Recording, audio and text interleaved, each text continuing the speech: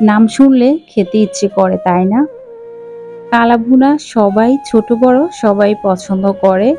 এটি ভীষণ মজার, গরম ভাতের সাথে অনেক ভালো লাগে। আসসালামু আলাইকুম, আমি স্বর্ণা নাজনীন ঢাকা থেকে বলছি। আর একবার জানাচ্ছি নাজনীন লাইফস্টাইল থেকে অনেক শুভেচ্ছা, অনেক অনেক ভালোবাসা। এখানে গরু মাংস নিয়ে নিলাম 1.5 কেজি। আজকে রেসিপির জন্য কিন্তু গরু মাংসটা লাগবে, আর সাথে লাগবে কালা ভুনার গরুর মাংসের মশলা আর কি, রাঁধুনি। তো প্রথমে হচ্ছে আমি এখানে মাংসগুলো ছোট ছোট টুকরো করে ধুয়ে পানিটা ঝরিয়ে নিয়েছি। আর এখন একটা পাতিলে নিয়ে আদা রসুন বাটা 2 টেবিল চামচ করে দিয়ে দিচ্ছি। বেশি দেওয়া লাগবে না মশলাটা। সাথে হাফ কাপ পেঁয়াজ কুচি, হাফ কাপ সরিষার তেল দিয়ে দিলাম। অবশ্যই এটা সরিষার তেল দিয়ে করবেন। সাথে টমেটো সস দিয়ে দিলাম, আর হচ্ছে লাল মরিচের সস, আর হচ্ছে নরমালি যেই সসটা আমরা নুডলস পাস্তাতে ব্যবহার করি সেটা আর কি।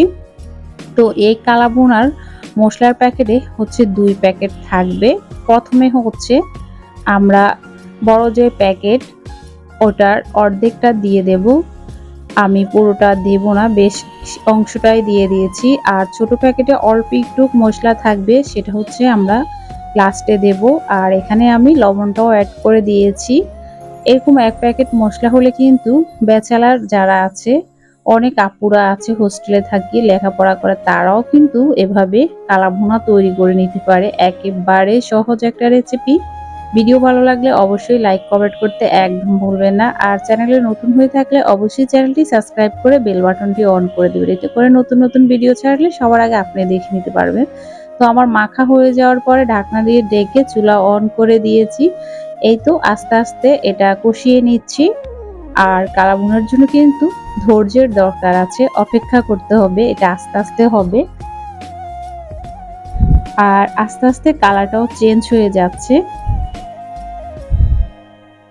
এখানে এই প্যাকেটের মশলা কিন্তু সবকিছুই দেওয়া আছে, এক্সট্রা করে কিছু অ্যাড করা লাগবে না। তো মাংস থেকে অনেকটা ঝোল বের হয়ে গিয়েছে। এই পানিটা একটু শুকিয়ে যাক, তারপর হচ্ছে আমি ঝোলের পানি দেব। তো মাংস কষাতে কষাতে প্রায় সিদ্ধ হয়ে আসছে, আর তেলটাও বেরিয়ে গিয়েছে, সুন্দর ঘ্রাণও বেরিয়েছে।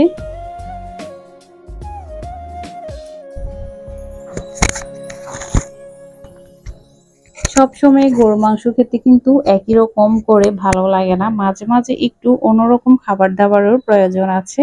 বাসার সবাই আপনার প্রেমে পড়ে যাবে এভাবে যদি কালা ভুনাটা করেন। তো আমি হচ্ছে এটার সাথে জলের পানি দেওয়ার জন্য গরম পানি করে রেখে দিয়েছি। তো ওই পানিটাই অ্যাড করব। অবশ্যই ভালো করে লাগতে হবে, যেহেতু পোড়া না লেগে যায়।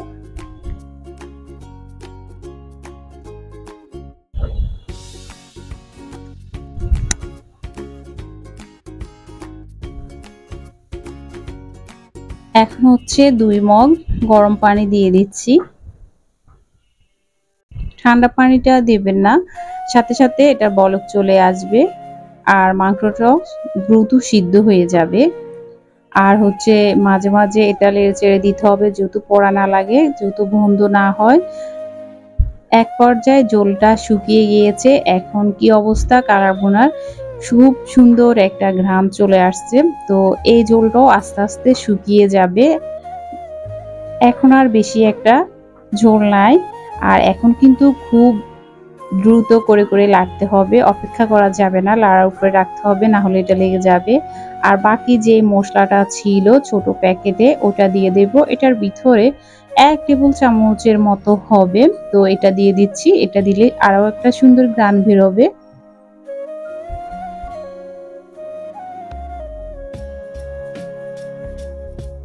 দিয়ে ভালো করে আবারও একটু নেড়ে চেড়ে দেব।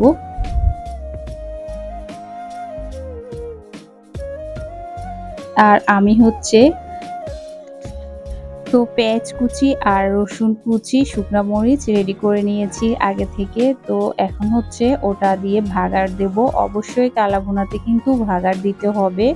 আর আরও তেলেরও প্রয়োজন আছে, এটা যেহেতু কালা ভুনা, এটা সরিষার তেলের উপরেই হবে। আর সরিষার তেল দিয়ে করার চেষ্টা করবেন, তাহলে পারফেক্ট কালা ভুনার টেস্ট পাবেন। এই তো এখানে হচ্ছে আমি ভাগার দেওয়ার জন্য পেঁয়াজ, রসুন, শুকনা মরিচ দিয়ে ভাগারটা রেডি করে নিচ্ছি।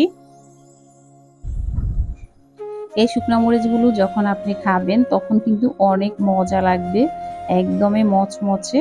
তো কিছুটা মাংস আমি হচ্ছে এই ভাগাতের সাথে দিয়ে ঢাকনা দিয়ে ঢেকে দেব, না হলে কিন্তু তেলের ছিটকাও চলে যাবে আর ঘ্রাণটাও থাকবে না। তো এখন হচ্ছে সবগুলো একসাথ করে নিচ্ছি। ভীষণ মজার হয়েছিল, যেহেতু ভয়েসটা আমি পরে দিচ্ছি, এখন দেখে আবারও খেতে ইচ্ছে করছে।